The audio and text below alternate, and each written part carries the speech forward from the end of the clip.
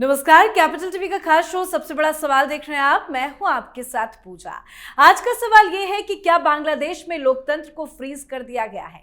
क्या मोहम्मद यूनुस अप्रैल 2026 का चुनाव ऐलान करके एक बड़ी साजिश का हिस्सा बन गए हैं? दरअसल बांग्लादेश की अंतरिम सरकार के सलाहकार मोहम्मद यूनुस ने देश में चुनाव की तारीखों का ऐलान कर दिया है। उन्होंने ऐलान किया है कि चुनाव अप्रैल 2026 के पहले पखवाड़े में किसी भी दिन होंगे और इसी एक वाक्य ने बांग्लादेश के सियासी तापमान को उबाल पर पहुंचा दिया है।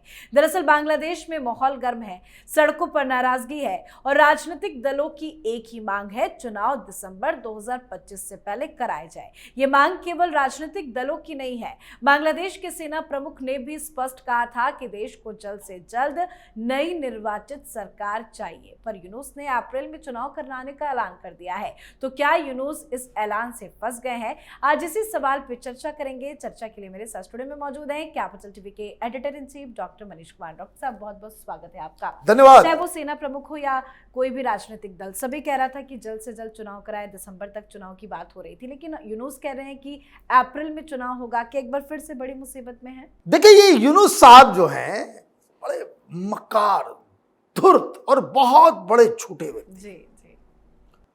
और ये कभी कभी नेताओं के लिए ये खूबियां में शुमार हो जाती हैं कि कितनी सफाई से आप झूठ बोलते हो। राहुल गांधी, भाई राहुल गांधी तो है ही सफाई, वो झूठ बोलने में राहुल गांधी। केजरीवाल, हाँ, केजरीवाल, ये केजरीवाल से भी 2 स्टेप आगे है। ये तो मैग्सेसे अवार्ड विनर था ना, ये तो नोबेल प्राइज विनर है। आप समझिए कि धूर्तता कितनी हाई लेवल के। हाँ, अभी 2 सप्ताह पहले तक ढाका में चार्टर्ड प्लेन आ गया था कि उनको उड़ा करके ले जाएगा पेरिस। जापान चले गए, चीजों को मैनेज किया और इंटरनेशनल प्रेशर। भाई आप देखिए, अमेरिका का जो डिप्लोमैट्स है वहां पे, वो जाकर के आर्मी चीफ से मिल रहा है। हिंदुस्तान में अलाउ करेंगे हम लोग? Will we ever see this day कि दूसरे देश का जो एम्बेसडर है वो आर्मी चीफ से बात कर रहा हो? किस बात के लिए? देश के अंदर इंटरनल सिक्योरिटी का मसला लेकर के उठा के बाहर फेंक दे, अमेरिका हो या कोई हो। लेकिन ये सारी चीजें हो रही थी इस सिचुएशन। मैं ये बात इसलिए कह रहा हूं ताकि यू मस्ट अंडरस्टैंड कि कितना सीरियस सिचुएशन था। लेकिन इतना बड़ा धूर्त निकला ये। एक तो 10 दिन की छुट्टी कर दी और पूरा ढाका खाली हो गया। कैसे भी 10 दिन की घोषणा को कर दे कि भाई दिल्ली के अंदर में, तो सब भाग जाएंगे घर, सब चले जाएंगे पिकनिक पे। और सारे लोग, इकॉनमी डाउन है, पैसे नहीं है, सैलरी नहीं मिल रही है। 10 दिन का आपने अवकाश दे दिया। किस चीज के लिए? भाई बकरीद मनाने के लिए। अरे 1 दिन का पर्व है बकरीद। और ये जो देश के नाम संदेश दिया, तो बकरीद के मौके का इस्तेमाल करते हुए जी हाँ, इसने ये काम किया। कुछ दिन पहले 18 पार्टीज की मीटिंग हुई। मीटिंग में वो जमाते इस्लामी वाले जो है वो भी झूठे ने, वो कहते हैं वो इस्लाम में कॉन्सेप्ट है अल-तकिया, कि भाई अपने मुनाफिक के लिए झूठ बोल दो, वो भी जायज है। वो वहां मीटिंग में कहा जल्द से जल्द करवा दो, जल्द से जल्द करवा दो। कि दे वर ऑल्सो नॉट श्योर कि ये ज्यादा दिन तक टिकेगा या नहीं टिकेगा, या भागना पड़ेगा इसको। तो ऐसा करते हैं, मिडिल ग्राउंड लेते हैं।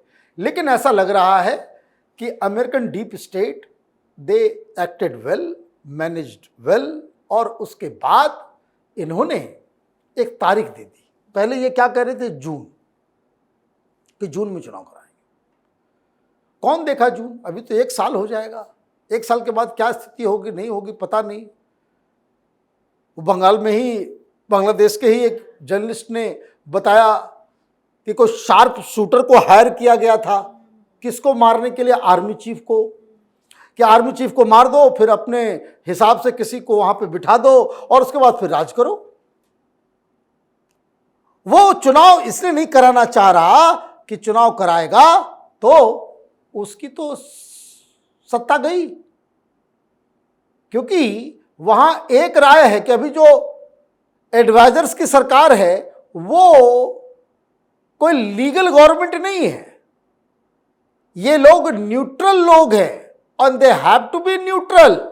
बात समझिए, ये नहीं कि वो प्रधानमंत्री बन गया ये बन गया, वो उनका लोकस स्टैंडाई यही है कि ये न्यूट्रल लोग हैं, यहां पे चुनाव करवाने के लिए ये अभी सत्ता में है क्योंकि सरकारी काम होना है, इस अंडरस्टैंडिंग में वो सत्ता में है, लेकिन वो उस सत्ता को छोड़ना नहीं चाहते जी।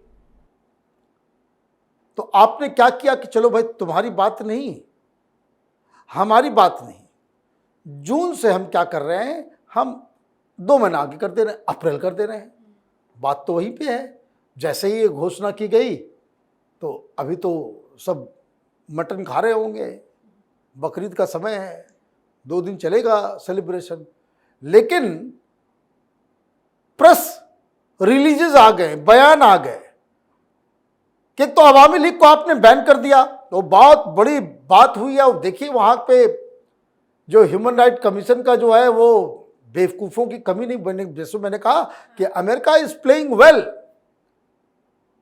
वो यूएन ह्यूमन राइट कमीशन की जो वहां पे स्टेशन हेड है वो प्रेस कॉन्फ्रेंस करके कहती कि अवामी लीग चुनाव नहीं लड़े फिर भी एक इंक्लूसिव और ट्रांसपेरेंट चुनाव हो सकता है। मैंने ये उस वाइट चमड़ी वाले, इनको क्या लगता है पूरी दुनिया बेवकूफ है, ये वहां का आकर के डिक्टेट कुछ भी ज्ञान दे देंगे, सारे लोग मान लेंगे। मतलब इस तरह के डिप्लोमेट्स को तो उठा के बाहर फेंक देना चाहिए। जिस देश की सबसे बड़ी पार्टी उसको चुनाव से आप बाहर कर दोगे, उस चुनाव का मतलब क्या है भाई साहब? तो अमेरिका पूरा बैकअप कर रहा है।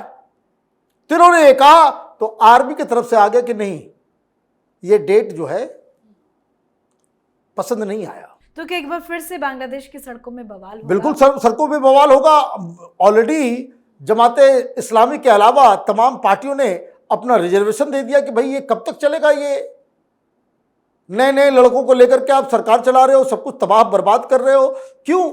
समर्थन जनता को है इन सब पार्टियों के साथ, यूनुस के खिलाफ क्यों जनता है? क्योंकि वहां बकरीद में लोग खुशी खुशी पर्व नहीं मना रहे, पैसे नहीं है, पैसे नहीं है, बिजली नहीं है, बारिश का कहर अलग से, चीजें महंगे हैं, काफी चीजें महंगी होती चली जा रही है, नौकरी नहीं है, कंपनियां बंद हो रही हैं। आज ही मैं रिपोर्ट देख रहा था सवेरे सवेरे, मालूम चला कि वहां का जो गारमेंट इंडस्ट्री है वो तबाह बर्बाद हो गया, तबाह और बर्बाद हो गया। और सारे लोग कह रहे हैं कि भाई इंडिया को मदद करना चाहिए, नहीं तो ये इंडस्ट्री यहां से खत्म हो जाएगी। अरे इंडिया क्या मदद करेगा, वहां खत्म हो जाएगा, इधर आ जाएगा। वो सारे शिफ्ट हो रहे हैं इंडिया के अंदर।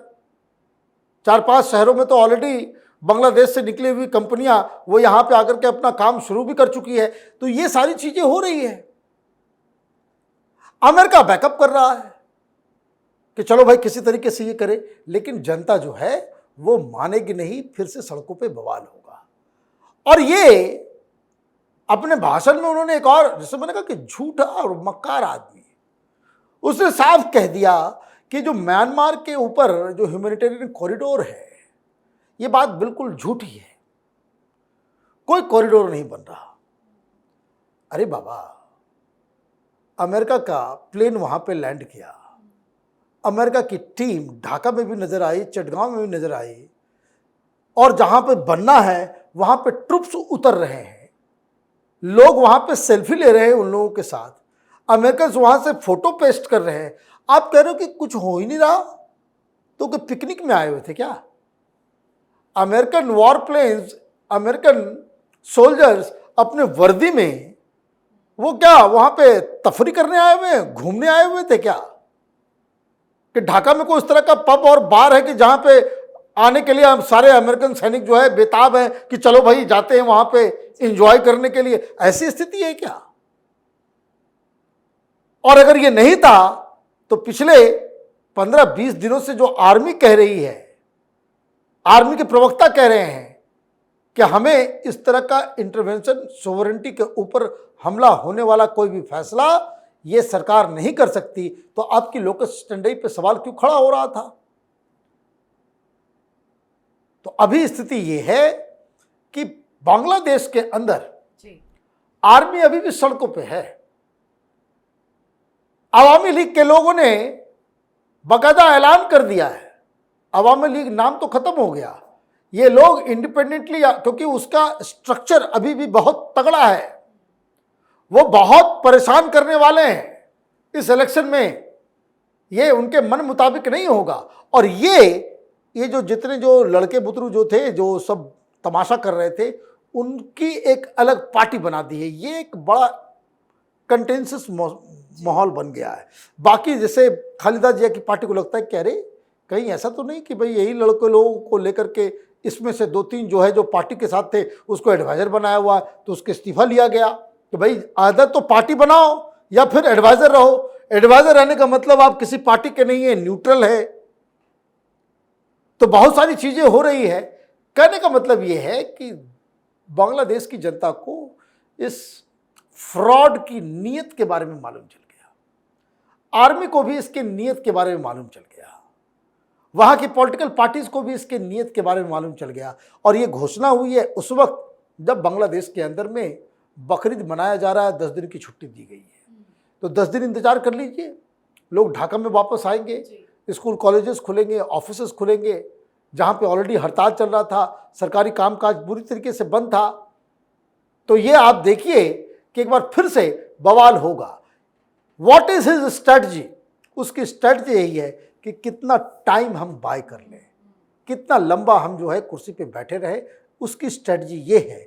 और वहां की जनता को इसकी स्ट्रेटजी के बारे में अच्छी तरीके से पता चल चुका है। बहुत बहुत धन्यवाद सर बातचीत के लिए। धन्यवाद। तो बांग्लादेश के सेना प्रमुख और कई राजनीतिक दल जहां इसी साल और जल्द से जल्द चुनाव कराने का दबाव बना रहे थे, वहीं यूनुस ने जिन तारीखों का ऐलान किया है उसके मुताबिक अगले साल अप्रैल में चुनाव कराए जाएंगे। इस फैसले से एक बात तो साफ है कि आने वाले दिनों में बांग्लादेश का राजनीतिक तापमान और बढ़ेगा। संभावना है कि लोग सड़कों पर उतरेंगे, जनमत और अंतर्राष्ट्रीय दबाव भी बढ़ेगा। तो यूनुस एक बड़ी मुसीबत में फंसते नजर आ रहे हैं। आपकी क्या राय है? कमेंट करके लिखिएगा। देखते रहिए कैपिटल टीवी। नमस्कार।